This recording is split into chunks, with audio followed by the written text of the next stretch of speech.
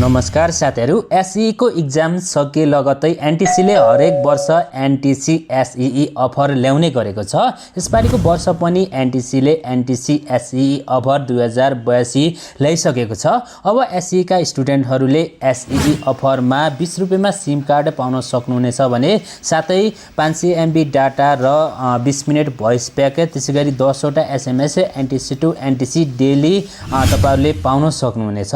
एसई को अफर पुरानो सिम कार्डमा कसरी एक्टिभेट गर्ने र नयाँ सिम कार्डमा कसरी एक्टिभेट गर्ने सम्पूर्ण जानकारी यस भिडियोमा दिएका छौं। साथीहरु, भिडियो सुरु गर्नुभन्दा पहिले यस्तै भिडियोहरुको लागि च्यानललाई सब्स्क्राइब गरी हामीसँग जोडिन नबिर्सनु होला।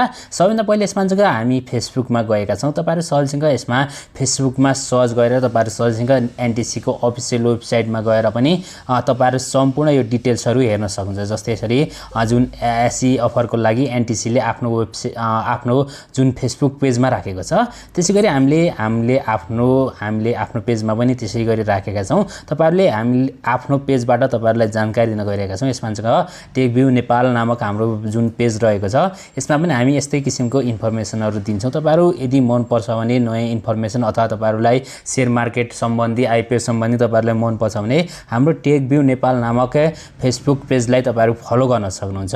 अब यसमा तपाईहरु सजिलैसँग हामीलाई यसरी ओपन गरेर तपाईहरुलाई देखाउन गइरहेका छौं। यसमा एसई अफर भनेर दिएको छ, मात्र 20 मा प्रिपेड सिम कार्ड भनेर दिएको छ। तपाईहरु सजिलैसँग हेर्न सक्नुहुन्छ।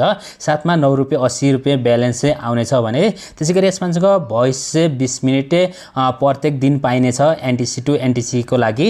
त्यसैगरी यसमा 500 MB डाटा पाइनेछ प्रत्येक दिन। त्यसैगरी 10 वटा एसएमएस पाउनेछ एनटीसी टु एनटीसी को लागि। तपाईहरु सजिलैसँग हेर्न सक्नुहुन्छ। साथै बोनस अन रिचार्ज भनेर दिएको छ।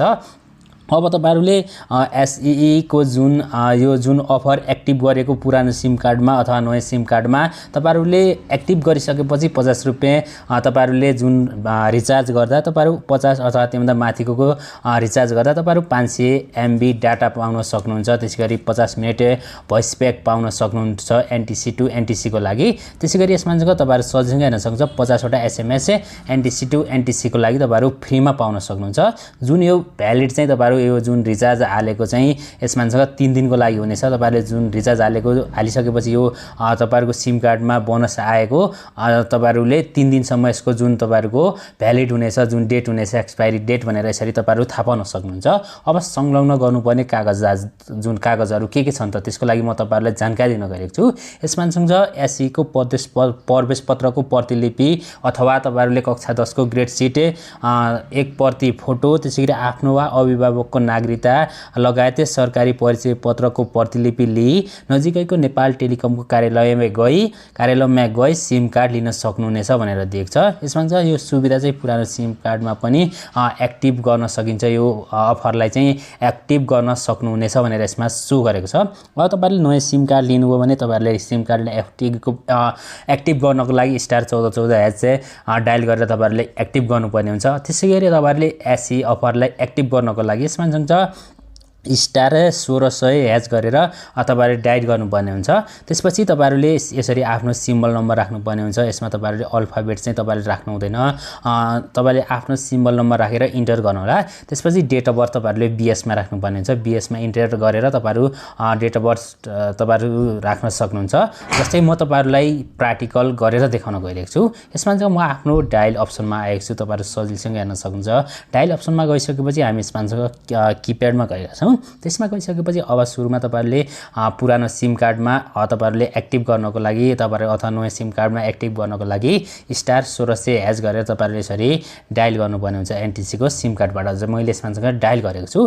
डायल गरिसकेपछि यसमा तपाईहरुले सजिलैसँग हेर्न सक्नुहुन्छ। यसमा सिम्बल नम्बर भनेर दिएको छ। यसमा तपाईहरु सिम्बल नम्बर राख्न सक्नुहुन्छ। अहिले मसँग कुनै पनि एसई स्टुडेन्टको सिम्बल नम्बर छैन, त्यसैले यसमा म तपाईहरुलाई यसमा पेजबाट केही तपाईहरुलाई जानकारी दिन गइरहेको छु। यसमा म तल आएको छु।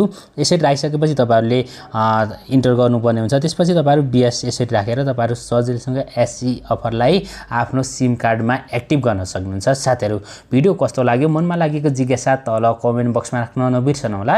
यस्तै भिडियोहरुको लागि च्यानललाई सब्स्क्राइब गरी हामीसँग जोडिन नबिर्सनु होला।